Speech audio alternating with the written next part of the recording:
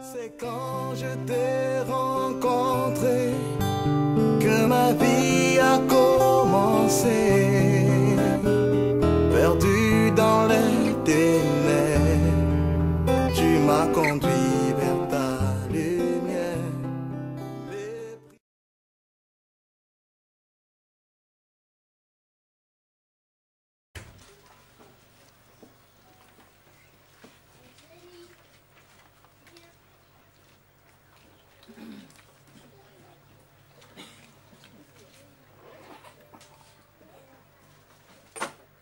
L'Esprit de Dieu, c'est un esprit vivant.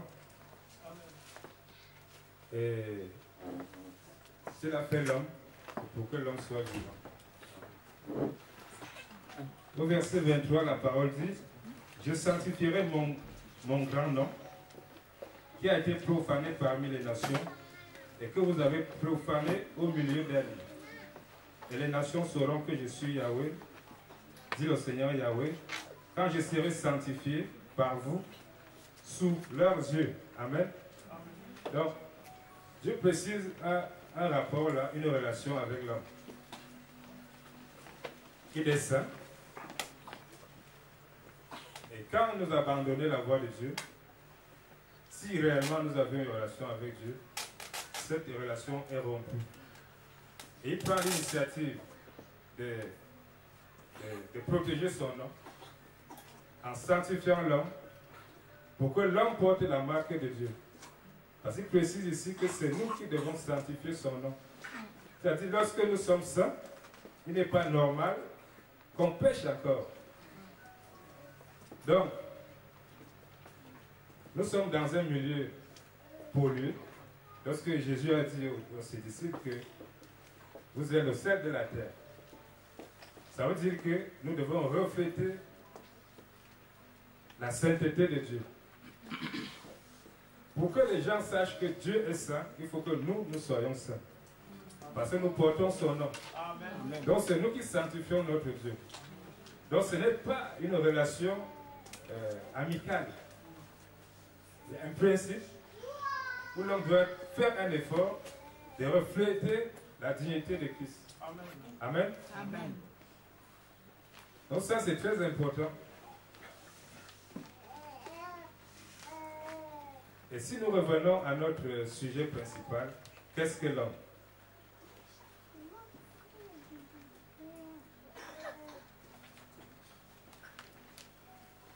Je parle de ce sujet parce que c'est l'un des premiers messages que j'avais reçus après mon engagement. C'était comme une vision, c'était même une vision. Donc je recevais ça, j'étais dans une salle. C'était comme dans un amphi, il y avait des étudiants, il y avait un professeur de philo qui nous posait cette question. Qu'est-ce que l'homme? Et dans la salle, personne n'a pu répondre à cette question, y compris le professeur de philosophie. Et à l'intérieur de moi, j'entendais, il y a une voix qui me disait, la définition de l'homme, c'est dans la Bible. Pour savoir qui est l'homme, qu'est-ce que l'homme, il faut aller chercher ça, il faut se référer à la Bible. Amen. Amen. Bon, nous lisons la Bible, nous tous nous lisons la Bible. Est-ce qu'on a déjà vu la définition de l'homme dans la Bible? Qu'est-ce que l'homme?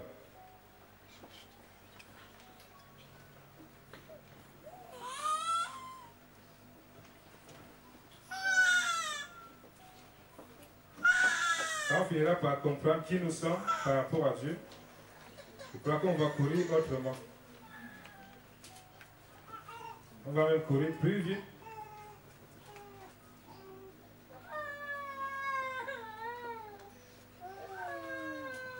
On va lire, on va prendre Genèse 2,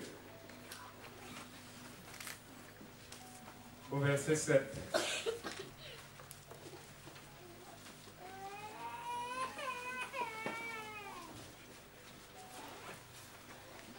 C'est pas une question facile. Parce que ça demande quand même un peu, ça demande la volonté de Dieu pour comprendre qu'est-ce que l'homme. C'est la révélation, c'est pas l'intelligence de l'homme, Si j'ai écouté même les scientifiques, hein, ceux qui se disent prêtres, des gens bien instruits, qui limitent la définition de Dieu. Déjà, ils n'ont pas réussi à faire la différence entre l'homme et l'animal, parce que même dans la Bible, ce n'est pas clair. Et eux, quand ils veulent faire cette différence, ils n'arrivent pas.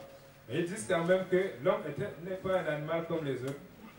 Parce qu'il arrive à faire des choses, à produire par exemple des outils, à produire des choses. Il est un animal, mais pas comme les autres. Mais est-ce que Dieu a créé l'homme pour créer des outils? Si oui, est-ce pour faire du mal? On crée pas mal de choses.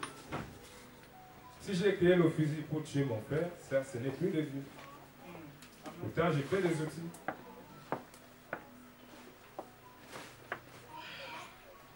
Genèse 2, verset 7.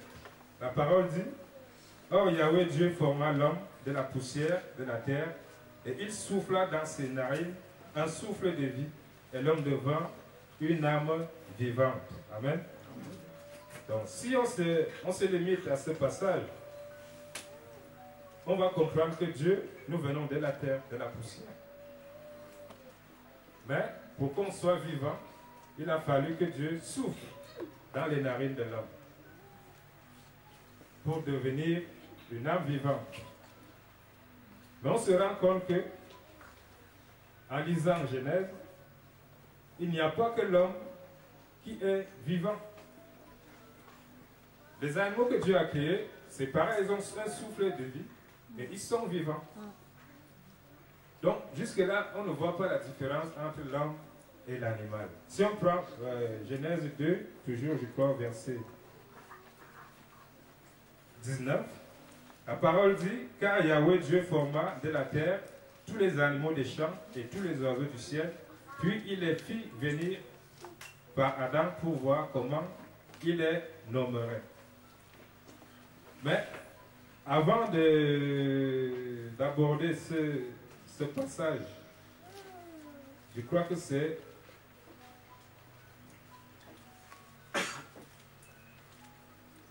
Genèse, je crois que c'est Genèse 1, au verset 30. La parole dit: Et à tout animal de la terre, à tout oiseau du ciel, et à tous ceux qui se meuvent sur la terre, ayant en soi un souffle de vie, je donne toute herbe verte pour nourriture. Ce qui veut dire que tous ces animaux-là, tous ces oiseaux, ils se nourrissent de la même façon que l'homme. Que ce soit l'homme, que ce soit l'oiseau, que ce soit l'animal, nous vivons de la même façon. Il n'y a vraiment pas de différence.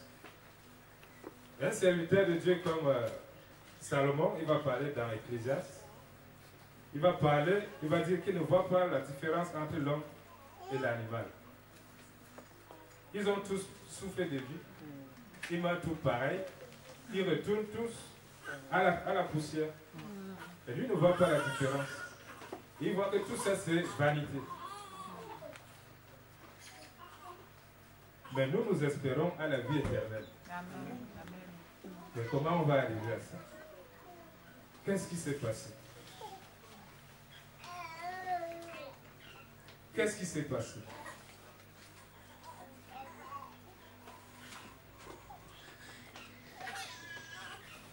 Nous voyons dans chapitre 2, verset 19, que Dieu a aussi formé tous les animaux des champs et tous les oiseaux du ciel de la poussière, de la terre, comme l'homme. L'homme formé de la poussière de la terre, les animaux formés de la poussière de la terre, il donne pour nourriture toute herbe verte aux animaux, tout ce qui respire. Il donne le souffle de vie à tous les animaux et à l'homme. Pareil. C'est où la différence? Qu'est-ce qui nous diffère des animaux?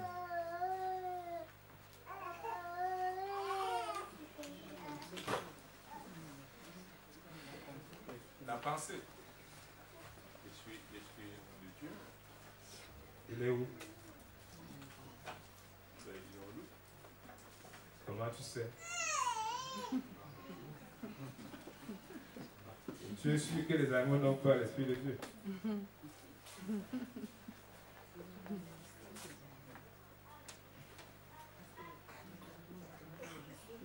L'homme est créé à l'image de Dieu. Amen. L'homme est créé à l'image de Dieu. Premier point. C'est à comprendre.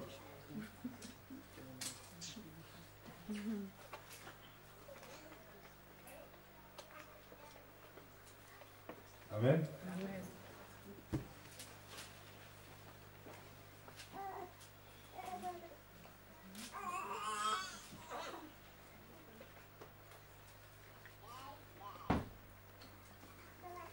Dieu a fait une œuvre intéressante, mais pas facile à comprendre. Il faut aller plus loin. Et on va prendre Genèse 1, je crois verset 28.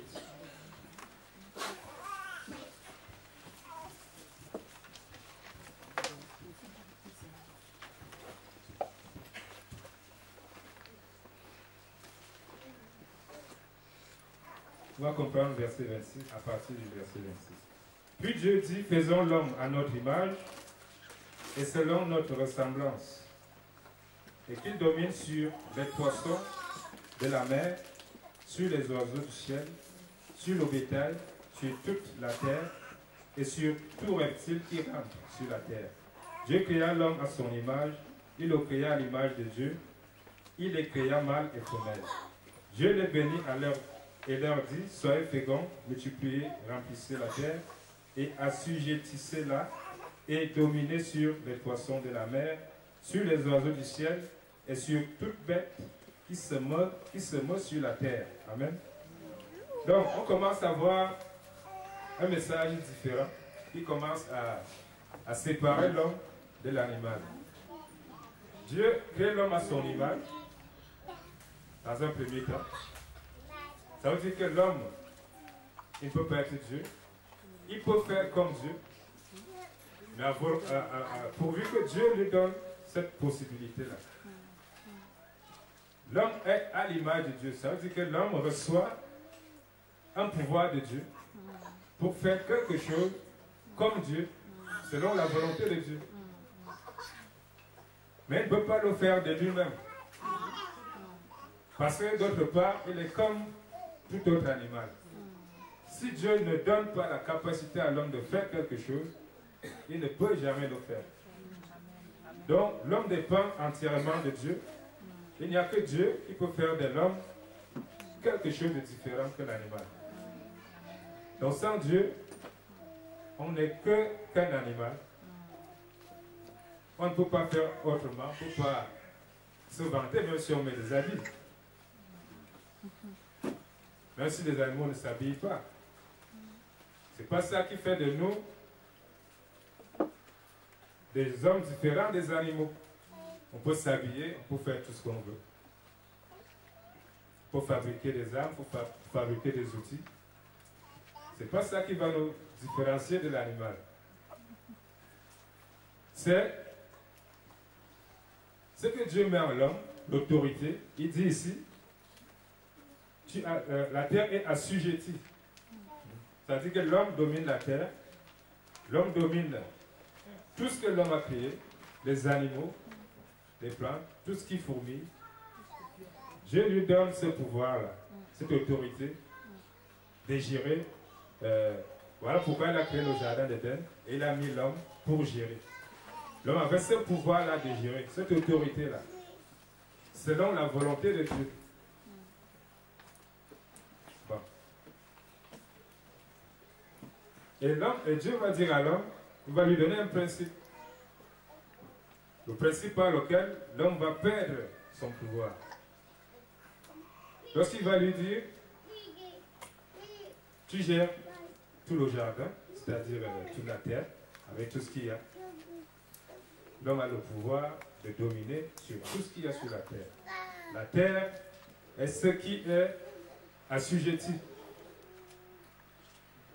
Mais qu'est-ce que l'homme va faire? Dieu va lui dire déjà, tu peux consommer tout ce qu'il y a sauf cet arbre-là. Malheureusement, un jour il va finir par commettre l'erreur. Il va manger de cet arbre. Il va perdre son pouvoir. Il va perdre sa relation. Pourquoi? Parce qu'il n'a pas obéi. C'est pour recentrer un peu les choses. Parce que l'obéissance envers Dieu, c'est quelque chose de primordial. Et l'homme perd la face de Dieu parce qu'il désobéit. Pas parce qu'il ne sait pas, il sait. Mais il ne fait pas. C'est ça la désobéissance. Le Père te dit, ne fais plus telle chose. Tu as bien compris. Tu as compris, oui. Mais dès qu'il tourne le dos, tu fais le contraire. C'est ça la désobéissance. Donc on est souvent tenté comme ça à désobéir. Et on perd la relation avec Dieu. Ça, c'est ce qui s'est passé avec Adam. Et la parole nous dit que chaque fois qu'un être humain vient sur cette terre, il est dans cette condition-là. Il n'a pas la relation avec Dieu. Il est descendant d'Adam. Et comme on dit qu'il y a un nouvel Adam qui nous est arrivé, c'est-à-dire Jésus-Christ, c'est par lui que nous pouvons retrouver la face de Dieu. C'est-à-dire tout passe par Jésus-Christ maintenant. Mais la parole va nous dire, on va comprendre comment Adam a réussi à gérer, à reconnaître tous les animaux. La parole nous dit dans Ésaïe 11,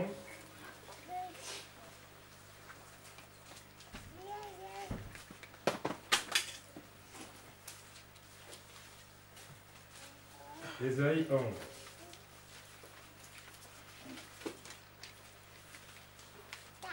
Versets 1 et 2.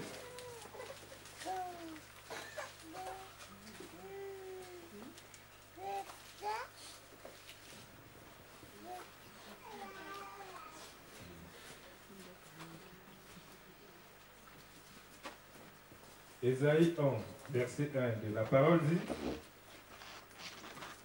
mais il sortira un rameau du tronc d'Isaïe, et un rejeton naîtra de ses racines. L'esprit de Yahweh reposera sur lui, esprit de sagesse et d'intelligence, esprit de conseil et de force, esprit de connaissance et de crainte de Yahweh. Amen. Donc, c'est avec cet esprit que Jésus va opérer après son baptême, quand il a reçu le Saint-Esprit. C'est cet esprit-là qui opère normalement lorsqu'il habite quelqu'un. On a vu dans, on n'a pas encore vu ça, dans Ézéchiel 37, je crois au verset 11, la parole, Dieu dit clairement que sa volonté c'est d'habiter l'homme. Il faut qu'on voit ça avant de revenir. Ézéchiel 37.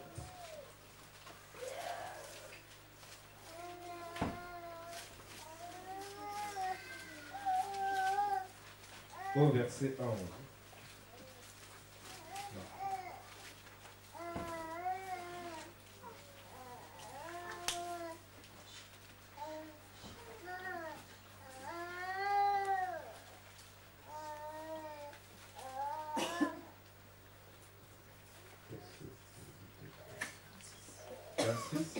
C'est 36, 11.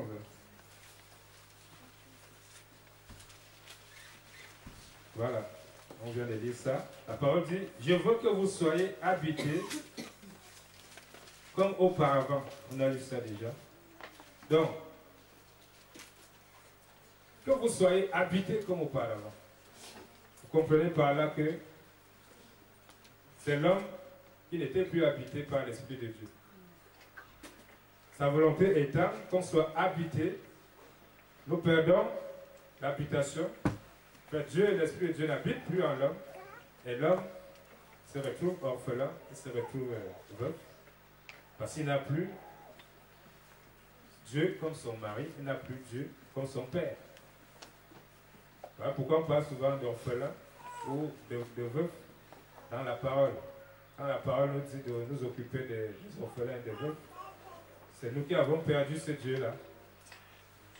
Parce que Dieu, il se définit pour nous comme étant notre Père, soit notre Père, soit notre époux. Donc quand nous le perdons, on devient veuf, on devient orphelin. Même comme on confond avec tout ce qui existe comme orphelin. Mais selon la révélation de Dieu, c'est l'homme qui perd le Père qui devient orphelin. Déjà, on parle de veuve, justement. Parce que l'époux, étant Dieu, la femme ne peut être qu'une veuve. Mais veuve ne veut pas dire femme. Veuve ici veut dire être humain. Ça peut être moi homme, ça peut être toi femme. C'est le sens à donner à cette parole-là. Elle est très spirituelle. C'est vrai, quand nous recevons ça, après nous faisons tout ce que nous voulons, les orphelinats et tout. Mais il faut donner un sens. Quand c'est spirituel, il faut que ça soit spirituel.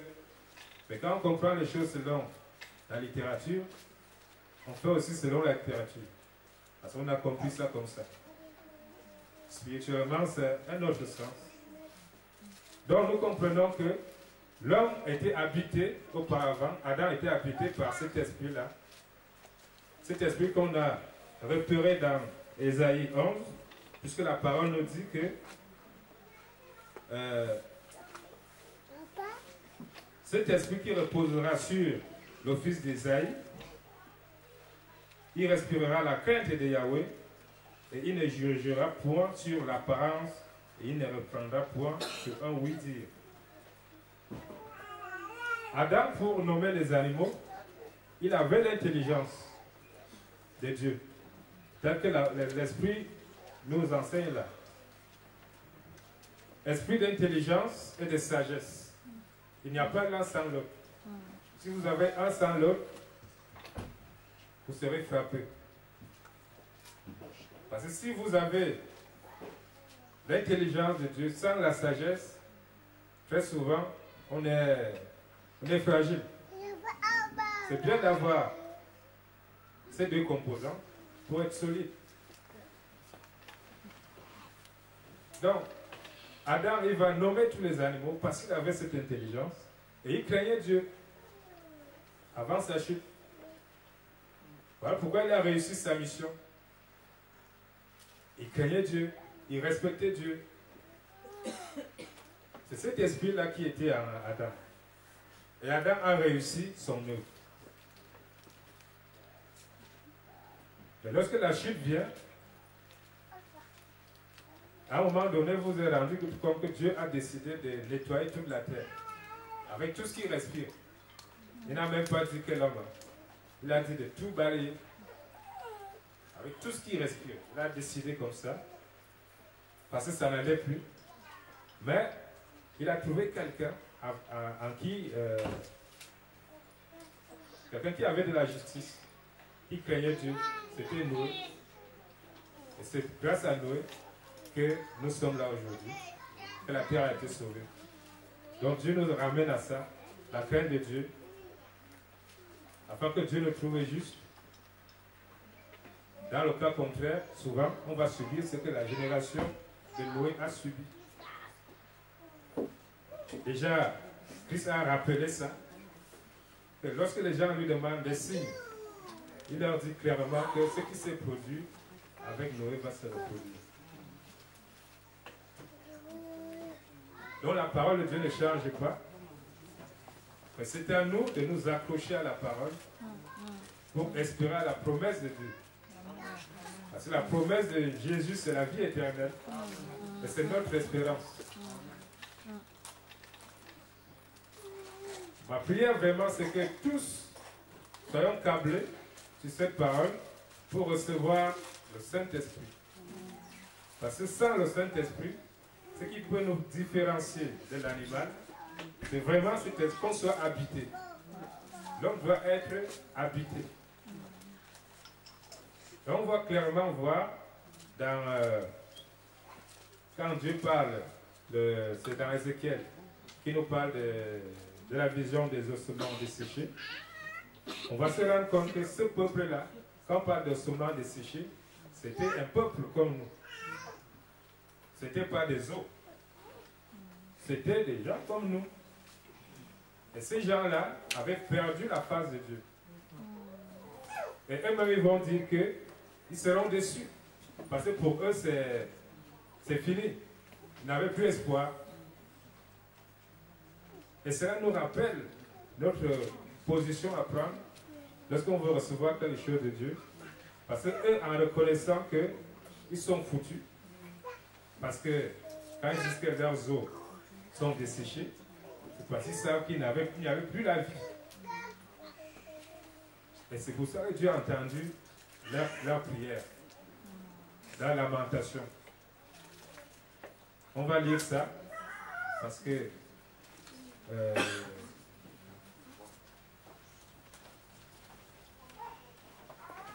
c'est Ézéchiel.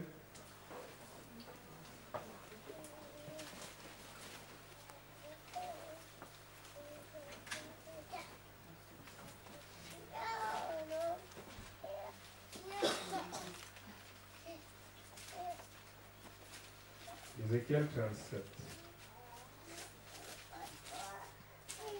Voilà. Ils disent au verset 11, alors il me dit, ça c'est Ézéchiel qui parle.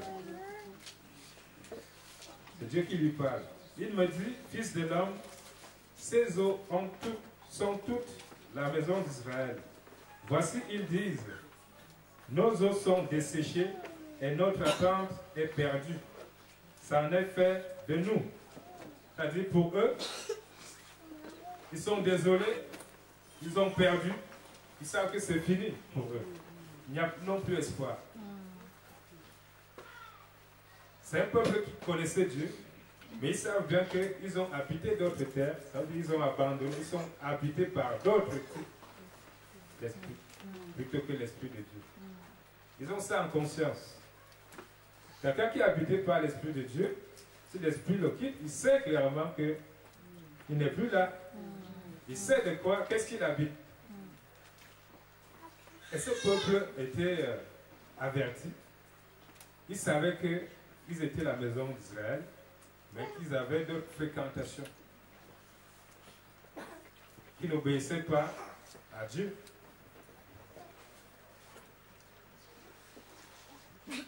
Et comme Dieu a entendu cette parole qui venait du fond de leur cœur, nos ossements sont desséchés.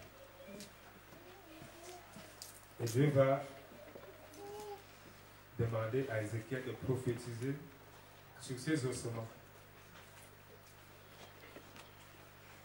Parce que c'était son peuple. Il fallait qu'il rebâtisse la maison. Il fallait que l'armée renaisse. C'est ça l'armée de Dieu. C'est des gens investis de l'esprit.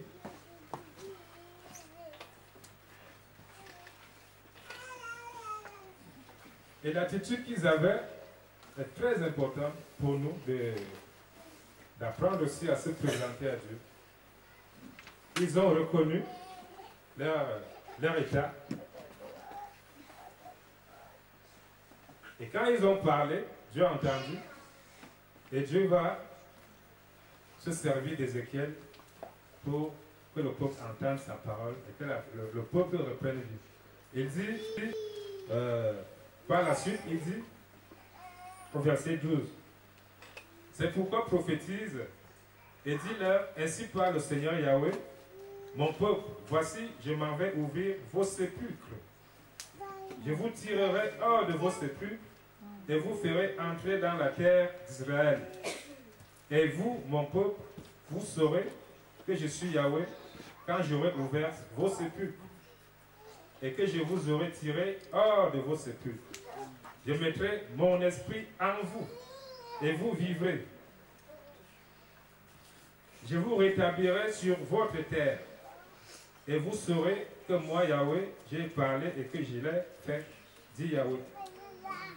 Vous voyez la volonté de Dieu. L'Esprit de Dieu, c'est un esprit qui est vrai, qui existe. Voilà pourquoi, même quand Jésus a pris son baptême, on a vu l'Esprit descendre sur lui, si Jean a vu, l'Esprit descendre en lui comme une colonne. C'est un esprit qui existe. Mais ça ne veut pas dire que quelqu'un doit souffler dans les narines de quelqu'un pour recevoir le Saint-Esprit. Dieu dit qu'il a soufflé dans les narines d'Adam. Adam est devenu une âme vivante. Mais on sait que tout autre animal avait aussi le souffle de vie. Peut-être Dieu a procédé pareil. La parole ne nous dit pas ça. Mais tout ce qu'on sait, c'est qu'ils sont tous des êtres vivants. Mais il faut que l'homme soit habité. C'est ça le problème. Quand Adam a péché, il n'était plus habité. Maintenant, il faut que nous qui naissons, nous naissons sous Adam. C'est après avoir entendu la parole, après l'avoir accepté surtout, marcher selon les traces de Jésus, que nous recevons cette bénédiction. C'est un sacrifice.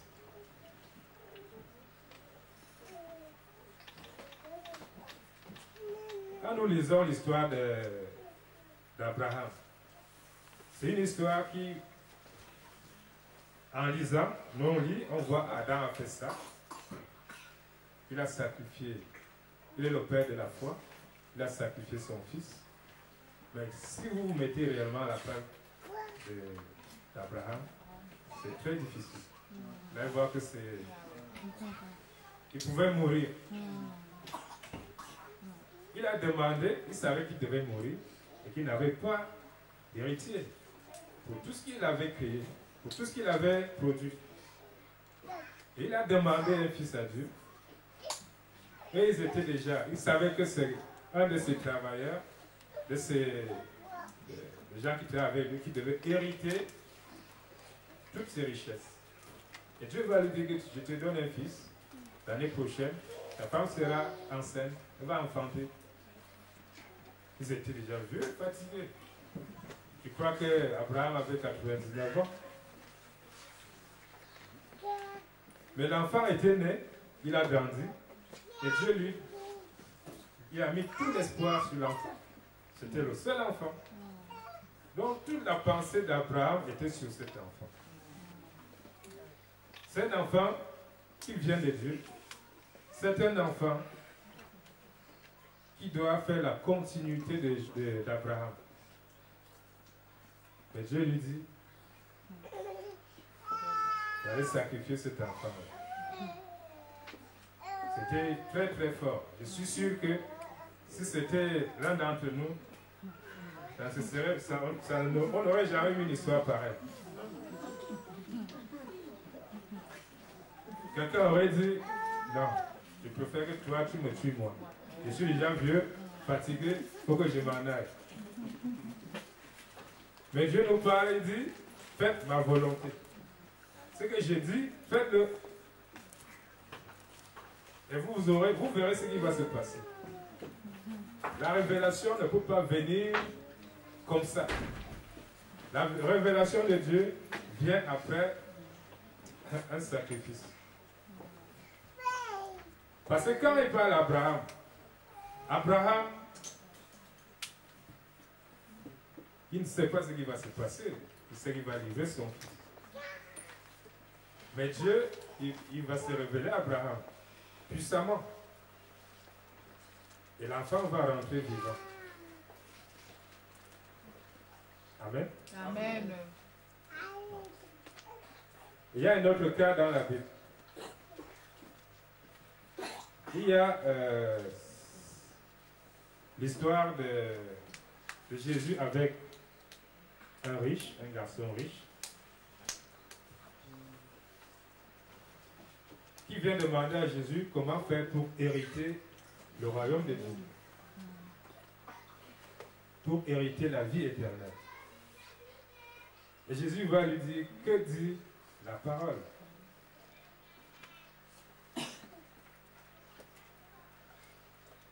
Et le garçon va, et Jésus va lui dire quoi? Tu ne dois pas commettre l'adultère, tu ne dois pas voler, tu ne dois pas mentir,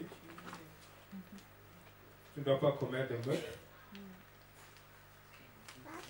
tu dois honorer ton père et ta mère.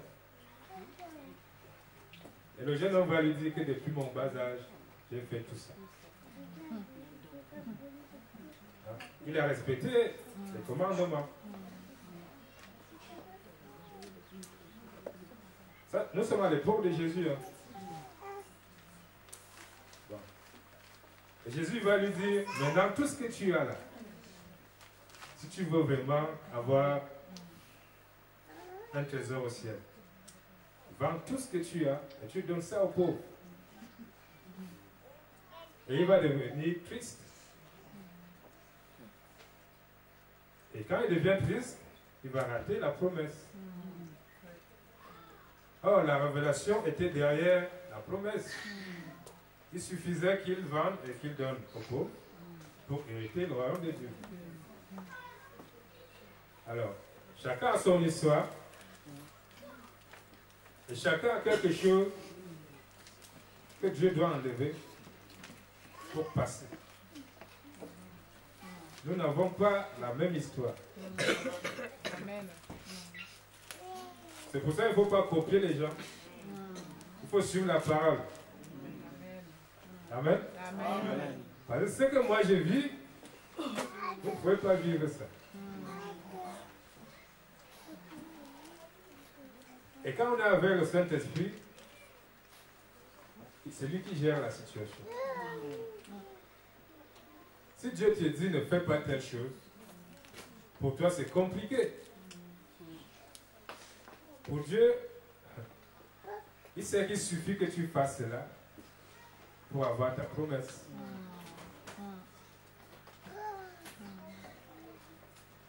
Il va dire aux lépreux, ils étaient 10 qui étaient venus, qui l'ont supplié pour qu'il les purifie. Parce que la lèpre c'était un signe d'impureté. Et il va leur dire, selon ce qui est écrit dans les Écritures, d'après le commandement ancien, d'aller voir le prêtre. Parce que c'est le prêtre qui devait purifier les lépreux. Jésus va leur dire, allez voir les prêtres. Eux, ils ont obéi. Et ils étaient partis. Donc, en partant, ils se sont vus purifier. Avant d'arriver chez les prêtres, ils se sont vus purifier. Et parmi les 10, il y a un qui va faire demi-tour, qui va revenir voir Jésus pour lui dire merci. Et Jésus va prendre la parole pour dire ceci.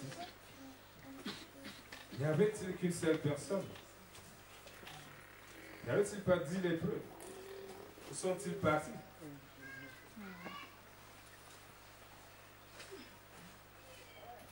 Dieu nous enseigne.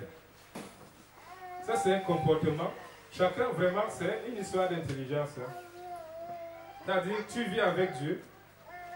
Regarde ta vie et ta relation avec Dieu. C'est ça l'intimité avec Dieu. Si on ne rentre pas dans cette intimité, on ne va jamais arriver. C'est une relation personnelle. C'est comme si tu avais une relation avec ton mari ou avec ta femme. Il faut que tu t'examines, que tu te regardes et que tu parles à Dieu. Et qu'est-ce que la parole dit? C'est vraiment personnel ça. Personne ne pourra vous dire en détail, point par point, comment vous devez vous comporter par rapport à ça. Il y a la parole qui sanctifie lorsqu'on la reçoit. Et il y a la vie d'intimité avec Jésus. Amen. C'est ça qui est très important. Si on ne fait pas attention, on va passer à côté. Chacun a sa leçon et chacun doit veiller. Il faut être attentif à l'esprit.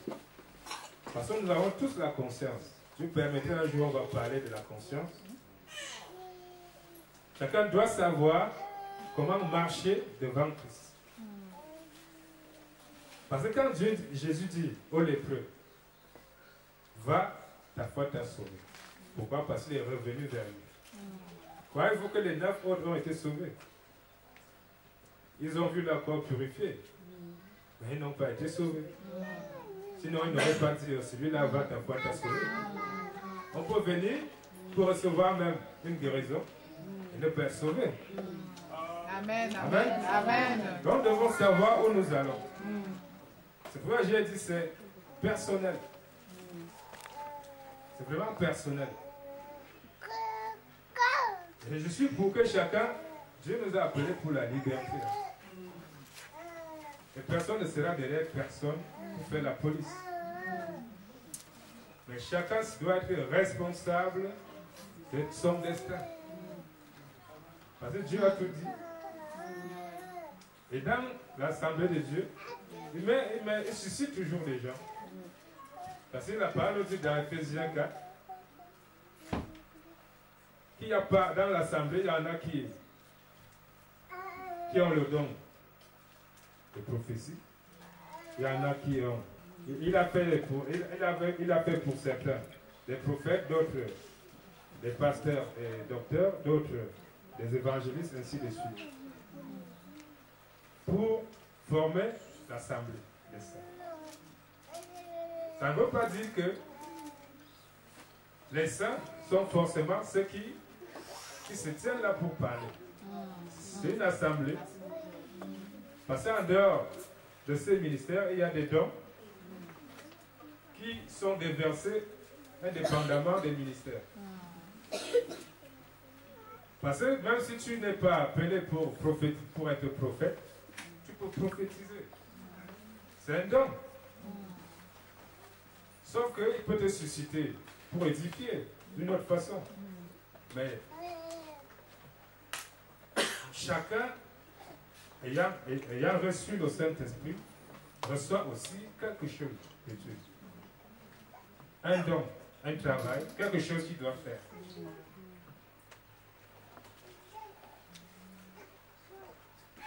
Et même si je suis assis, je suis édifié. J'ai grandi dans ma foi et je comprends le message de Dieu.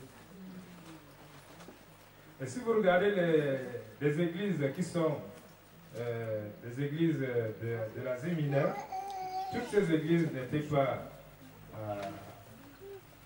en bonne relation avec Christ. Il n'y avait que 2 sur les 7, mais les autres avaient des corrections à faire. C'est une façon de dire que, quel que soit ce que tu aies un ministère, que tu sois appelé pour, je ne sais quel don Dieu t'a donné, peut-être le don de guérison. Parce qu'il y en a là qui ont des dons, et ils croient peut-être que le don veut dire prêcher la parole. Il y en a plein là qui ont des dons, mais ces dons-là, ils doivent s'exprimer. C'est pour l'Église. Ce n'est pas pour une personne. Mais le point focal, c'est l'habitation. Avec l'habitation, c'est... Tu peux parler à Dieu comme ça, il te répond. Amen. Dieu a prévu répandre son esprit sur toute chair. Ce n'est pas une histoire de quelle personne. Je veux vraiment que nous soyons éveillés pour comprendre que chacun doit faire un effort pour arriver à cette affaire. Vous savez comment toutes ces femmes qui ont accouché, ça comment ça se passe quand on est enceinte. Quand on est enceinte, vous savez que vous êtes enceinte. Vous êtes la première à savoir. Voilà pourquoi, quand les pharisiens étaient venus demander à Jésus pour savoir quand sera la venue du royaume de Dieu, il leur a dit, le royaume de Dieu, personne ne vous dira qu'il est passé ou qu'il est par là. Parce que quand il est là, on ne peut pas l'observer. Il ne faut pas voir le royaume de Dieu. Il leur a dit qu'il est là parmi vous, au milieu de vous. Et Jésus, sa toute première prédication, c'était sur la terre de Zabulon et de Nephtali. Et le peuple était assis dans le péché, complètement dans les ténèbres. La parole qu'il leur a donnée, la toute première parole, c'était « Repentez-vous. Le royaume de Dieu s'est approché. » C'est pour vous dire que ce n'est pas quelque chose qu'on attend, c'est quelque chose qui est. Et qu'il faut rentrer dedans. Donc quand Dieu parle de sanctification, on ne peut pas passer par deux chemins. Il dit repentez-vous. C'était le ministère de Jean-Baptiste, la repentance. Changement radical. Ça veut dire quoi? Préparer le chemin pour Dieu. Si le chemin n'est pas préparé, tant qu'il y a des embûches, tant qu'il y a des épines, Dieu ne peut pas venir. Il faut tout dégager. Ça dépend de nous. Dieu ne viendra pas faire ça à notre place. Hein. C'est nous qui nous levons et Dieu nous ouvre les yeux par rapport à notre engagement. Et comme on a vu dans Ézéchiel 37, il y aura plein vraiment, quand Dieu dit, il disait qu'il devait les sortir des sépulcres, c'est-à-dire des tombeaux. Ça veut dire que c'est des gens sans esprit de Dieu. Ça veut dire qu'ils étaient déjà morts. C'était des morts. Mais ils étaient vivants. C'est une mort qui existe. Et sans, on va lire tout à l'heure, ce que Paul parle, quand il parle aux Corinthiens, comment il compare des choses, ce qui est charnel, ce qui est spirituel, pour que vraiment, ma prière, c'est que les gens se battent. C'est Jésus lui-même qui a dit, le royaume de Dieu appartient aux violents. Ce n'est pas une violence physique. Ce n'est pas donner des coups de poing. C'est se lever en esprit pour dire que je veux cette affaire-là, je ne dois pas rater ça.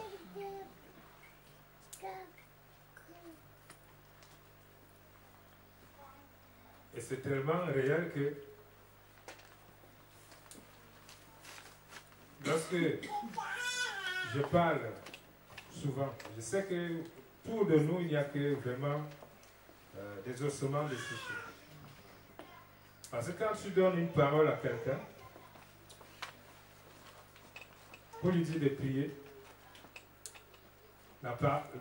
ça dit le retour que tu reçois de la personne, tu sais que la personne, même souvent quand vous parlez de Dieu, elle n'est pas dedans. Ça passe comme ça.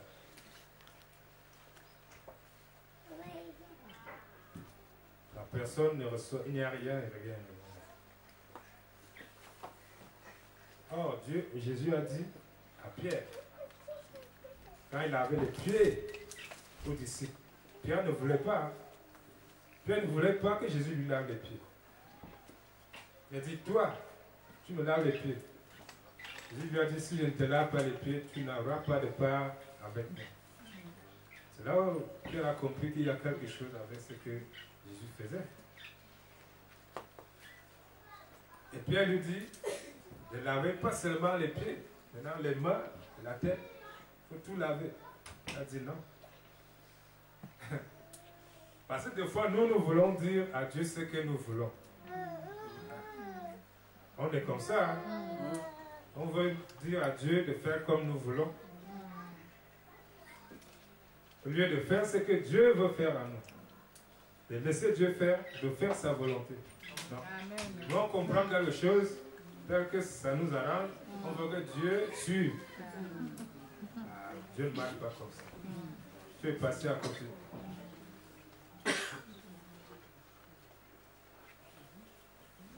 Et Jésus va dire à Pierre, vous êtes déjà purs. Pourquoi? Parce qu'ils ont baigné. Là, il disait que parce que vous avez baigné, vous êtes baigné, vous avez nagé dans la parole. Donc la parole purifie. Ils étaient déjà purs, mais il fallait qu'ils posent un acte d'amour pour les enseigner comment ils devaient se comporter entre eux.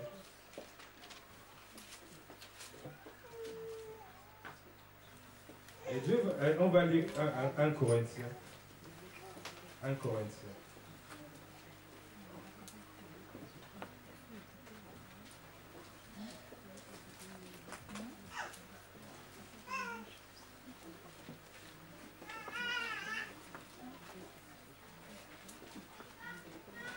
C'est 1 Corinthiens 1.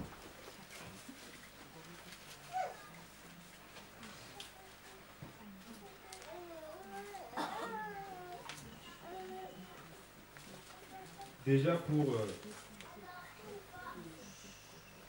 identifier l'Esprit de Dieu qui était en Christ et qui était déjà, Christ était déjà confondu à l'Esprit de Dieu. La parole nous dit, au verset, du verset 22 au verset 24, la parole nous dit, les Juifs en effet demandent des signes et les Grecs cherchent la sagesse. Or nous proclamons un Christ crucifié, cause de chute pour les Juifs et folie pour les non-Juifs. Mais pour ceux qui sont appelés Juifs et Grecs, un Christ qui est la puissance de Dieu et la sagesse de Dieu. Amen. Donc, tout à l'heure, on a vu que l'Esprit de Dieu avait cette capacité-là, qui avait l'intelligence et la sagesse. Et en parlant de Christ, on parle de Christ en tant qu'esprit. C'est-à-dire, Christ est devenu l'esprit de sagesse. Il a incarné la sagesse de Dieu. Et c'est avec cette sagesse que nous pouvons marcher devant Dieu. Donc si Paul prêchait cette sagesse-là, c'est parce qu'il avait en lui. Ça veut dire que l'esprit qui doit habiter l'homme, cet esprit-là doit lui conférer la sagesse de Dieu. Amen. Amen. Parce que nous aurons toujours ce que Dieu nous a donné, le souffle de vie, comme tous les animaux. Mais en plus, l'homme doit avoir cette relation avec Dieu. Cela nécessite une habitation. Selon ce qui nous est donné dans Ézéchiel 37, l'homme doit devenir une habitation du Saint-Esprit. Amen. Amen. Si nous lisons ce que Paul disait aux Corinthiens, je crois que c'est au chapitre 2, 1 Corinthiens 2, à partir du verset 8 jusqu'au verset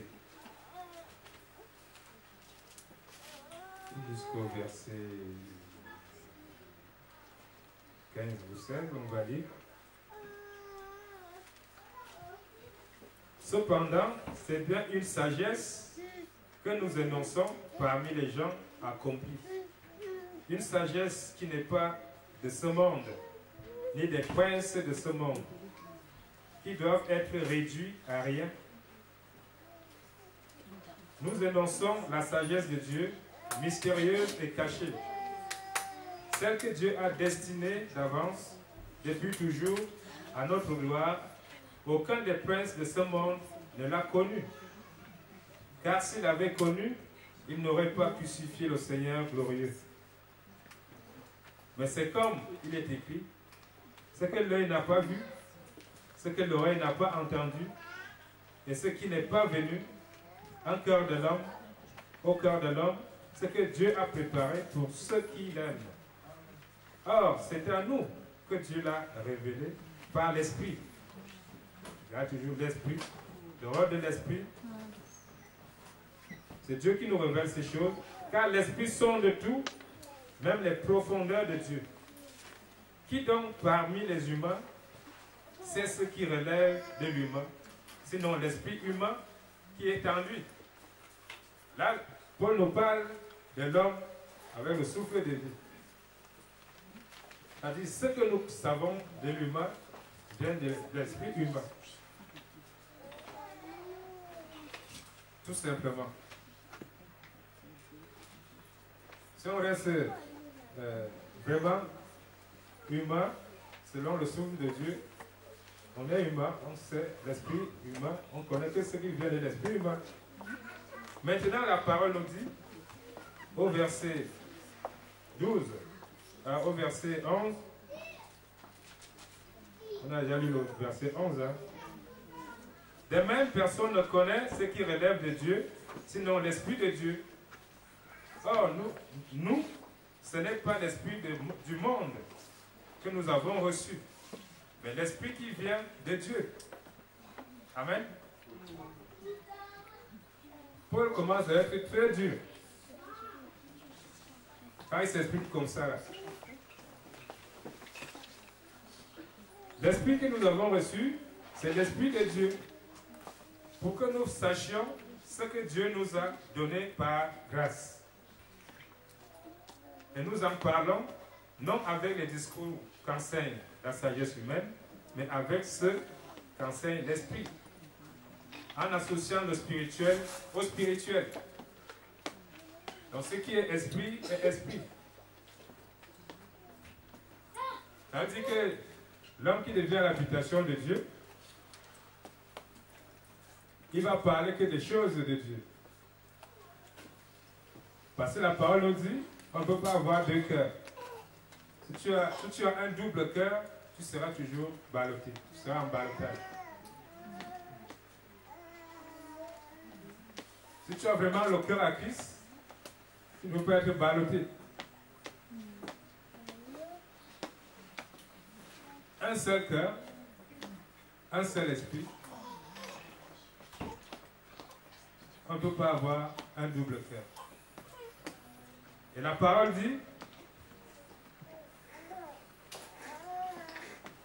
à partir du verset 13, et nous en parlons non avec les discours qu'enseigne la sagesse humaine, mais avec ceux qu'enseigne l'esprit, en associant le spirituel au spirituel. Mais l'homme naturel n'accueille pas ce qui relève de l'esprit de Dieu, car c'est une folie pour lui. Là, Paul est encore très dur. Il ne peut pas connaître cela parce que c'est spirituellement qu'on en juge. L'être spirituel, lui, juge de tout, tandis que lui-même n'est jugé par personne. En effet, qui a connu la pensée du Seigneur pour l'instruire? Or, nous avons la pensée du Christ. Amen. Amen. Donc voilà, nous avons fait un pas, nous avons évolué. Et quand Paul parle ici, je crois que nous ne sommes pas touchés. Parce qu'il est en train de présenter, selon la société, deux systèmes.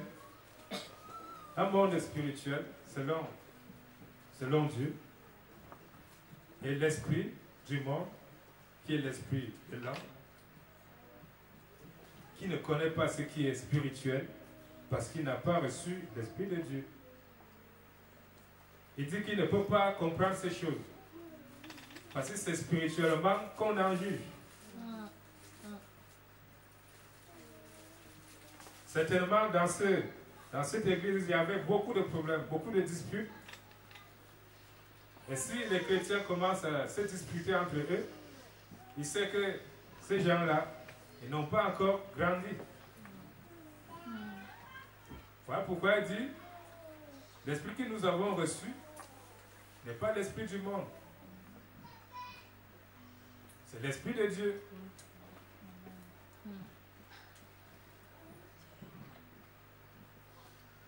nous devons réellement, j'aime bien la parole qui sur la position.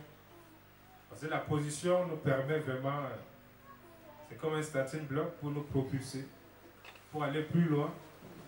C'est la conscience de l'homme qui permet à l'homme d'aller plus loin avec la parole. Parce que Dieu ne fera jamais rien en l'homme sans que l'homme le lui permette. Il ne fera jamais rien comme ça. Soit tu lui ouvres le cœur à Dieu, tu lui dis de faire vraiment ce qu'il veut. S'il veut nettoyer, qu'il nettoie. Sans que tu te plaignes. Parce que c'est bien nettoyé. Quand il nettoie, ça fait mal, hein? Il nettoie très bien. Parce que c'est que lui-même, il va dormir là. Amen. Amen. C'est à nous-mêmes. C'est un choix. Il ne force pas. Parce qu'il n'aime pas les sépulcres, il n'aime pas les tombeaux. Ah, pourquoi il allait chercher son armée? L'armée ne voulait pas rester aussi dans le tombeau. Il ne dit pas à quelqu'un, reste dans le tombeau. Même si tu as péché, quand toi-même tu sais déjà que non, là, tu reconnais. Là, voilà. Comme il a compris, il peut venir à son aide. Donc Dieu n'est pas méchant, il n'est pas mauvais. Il est bon. La preuve en est que il est disponible. Amen. Il ouvre la porte à tout le monde, mais chacun dit, si quelqu'un veut rentrer, il rentre. Ne force pas. Mais ne te plains pas après. Amen. Amen. Donc voilà ce que la parole voulait nous dire aujourd'hui. Amen. C'est ce qu'on a compris, ce que c'est que l'homme. Un homme, vraiment, selon que Dieu a créé, c'est quelqu'un qui est habité par l'Esprit de Dieu. Parce que si on t'enlève ça, ne va pas donner un coup de pied au chien parce que c'est un animal. Parce que selon la Bible, on ne voit pas la différence.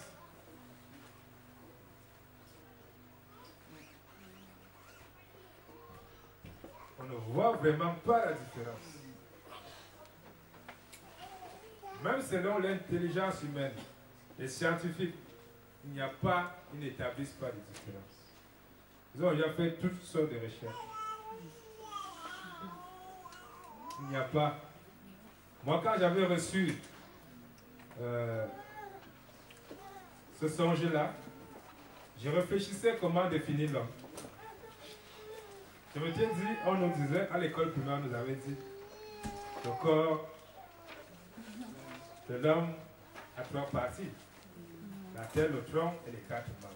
Comme ça qu'on m'avait enseigné à l'école primaire. J'ai dit non. Si je reste là, les animaux aussi, même s'ils ne marchent pas avec les pieds, ils ont 4 membres, ils ont une tête.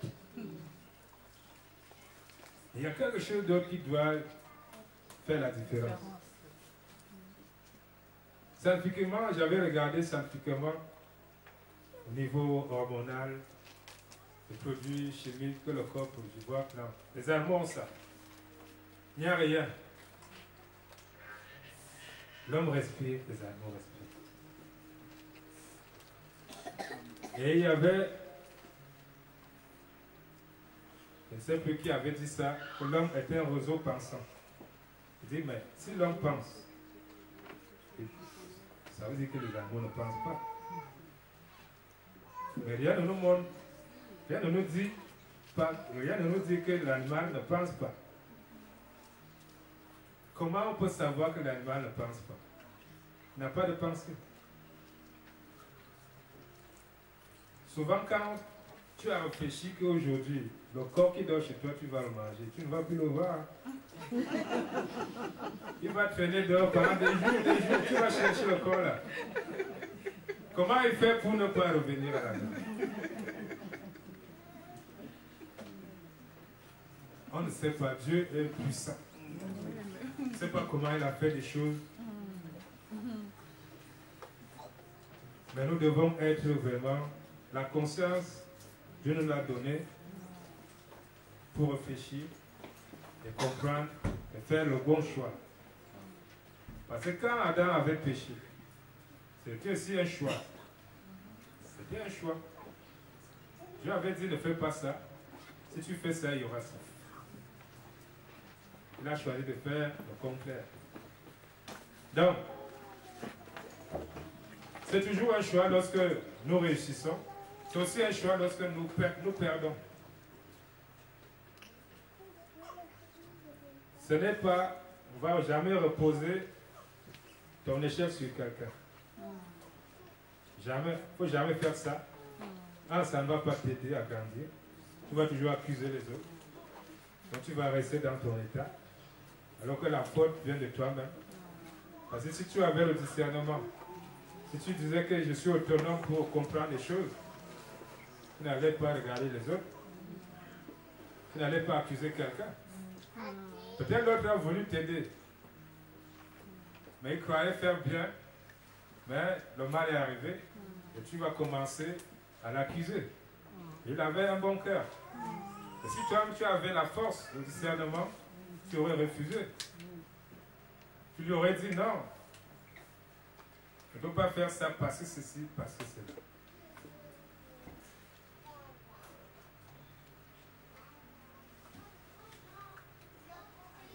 Être vivant. Un être vivant. C'est la seule chose qui était dans mon cœur quand j'arrivais. Quand j'ai entendu la sœur dire ça, il faut que l'Esprit soit sur chacun de nous. J'ai dit ça, Dieu est en train de confirmer sa parole.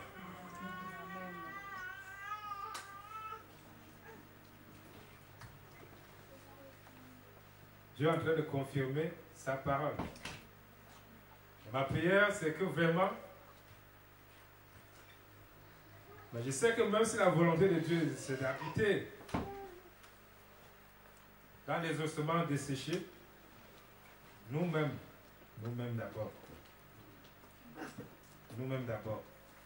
Les Israélites, ils ont dit, ils ont souffert jusqu'aux os. Ils ont dit que les os sont desséchés. Si quelqu'un se sent bien tel qu'il est, je ne peux pas faire mieux. Si quelqu'un sait que ça ne va pas, il se présente à Dieu, c'est là que Dieu fait quelque chose.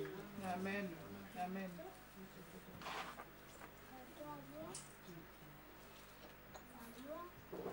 Parce que souvent on attend que, bon, un prophète va venir me dire quelque chose.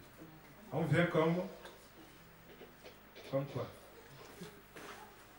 Je m'en vais quand même plus là-bas. Peut-être on va me dire quelque chose. Peut-être Dieu va me parler. Mais toi, tu sais. Tu sais. Tu veux encore que quelqu'un d'autre vienne te parler de ça. Non. Comment Dieu va t'aimer? Quand il va dire, voilà, voici mon fils en qui j'ai pris plaisir.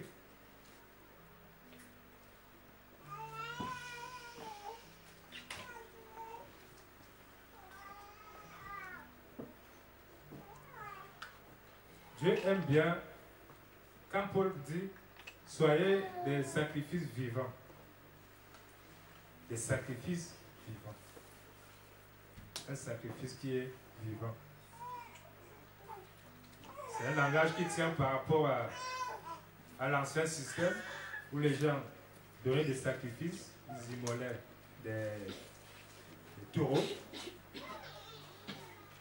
pour réparer le péché. Mais là, quand tu es un sacrifice vivant, ça ne veut pas dire que tu vas mourir. C'est vrai que Dieu, quand il veut tu deviens un sacrifice vivant, il va t'égorger. Mais vivant. C'est vrai, hein? Il égorge. Et ça, c'est vrai. Mais Dieu est vivant. Dieu, c'est un mystère. Comment il fait des choses? Quand il prépare sa maison, il construit bien. Il sait que c'est lui-même qui vient habiter là. Parce que tu lui as permis de nettoyer. Et toi, tu ne peux pas nettoyer. Ça ne sert à rien. Ouvre seulement le cœur. Dis-lui, Seigneur, me voici. Ça ne va pas dans ma vie.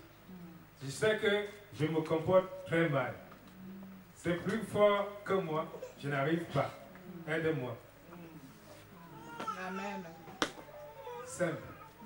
Mais, être franc. Dire vraiment ce qui vient de ton cœur à Dieu. Et qu'il fasse le reste. Et rester dans ta position. Il ne faut plus changer.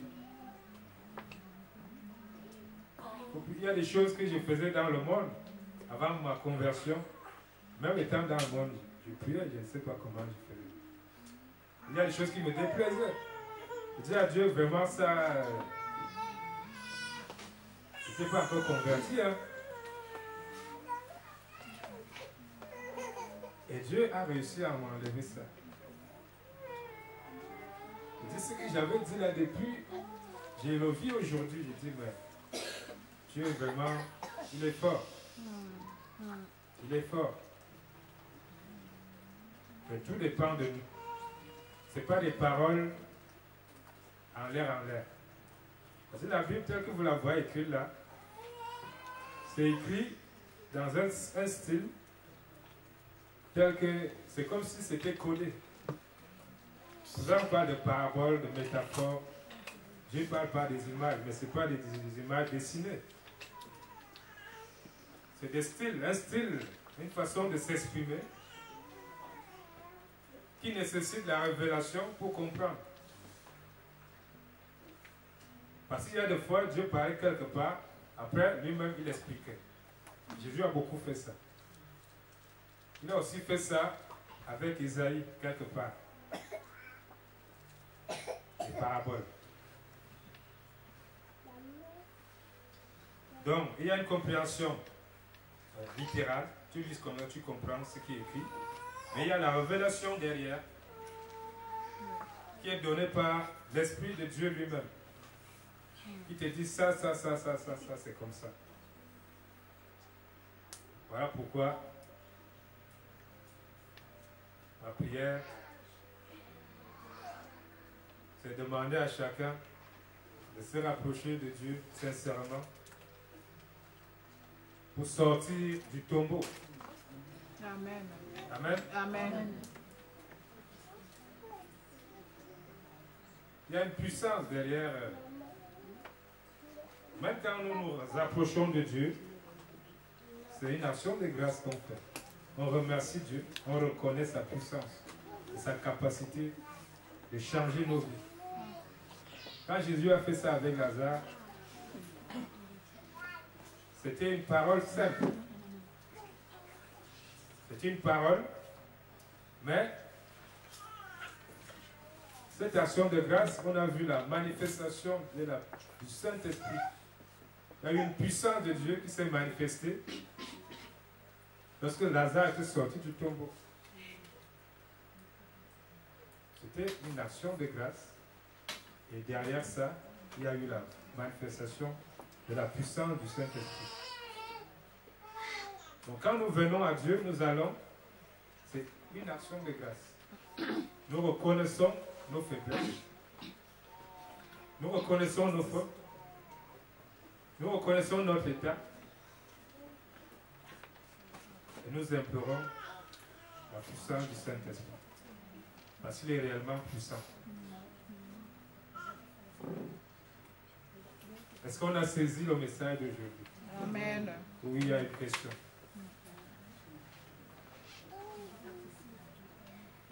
Si on l'a compris, il faut vraiment digérer.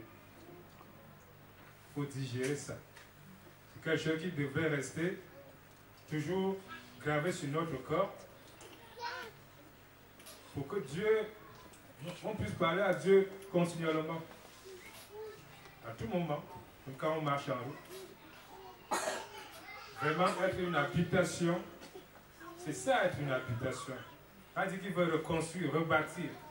Qu'il veut revivre, prendre sa place, qu'il avait avec Adam, avant le péché.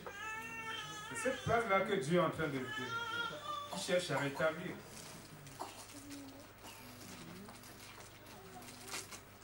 Et c'est à nous. Nous avons compris. Si nous avons compris, on va simplement prier un peu pour demander à Dieu de pardonner nos péchés, pour lui ouvrir nos cœurs.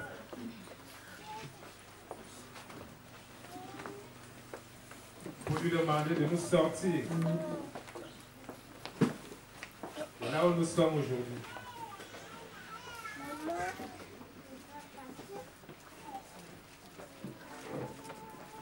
Dieu le fait et ça se fait continuellement tout au long de nos vies. Ça rentre et ça doit continuer toute la vie à chercher vraiment la sanctification, à demander à Dieu cette vie-là, cette promesse, la vie éternelle qu'il nous a promise pour que nous héritions le royaume de Dieu. Dieu est capable, mais c'est nous-mêmes. C'est nous-mêmes l'obstacle. Dieu a dit à Ézéchiel de parler au peuple, de parler à l'esprit. Pour que l'esprit vienne des 4 vents, pour délivrer. Pour délivrer. Et l'esprit vient délivrer des cœurs disposés.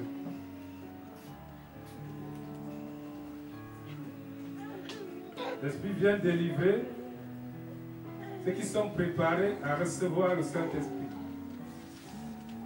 Car quand Jean avait fait le travail de parler aux Juifs en leur demandant de préparer le chemin, c'était pour que l'Esprit vienne habiter. Et jusqu'aujourd'hui, ce travail se fait. Qu'on puisse ouvrir le cœur, qu'on parle à Dieu, sincèrement. Sincèrement.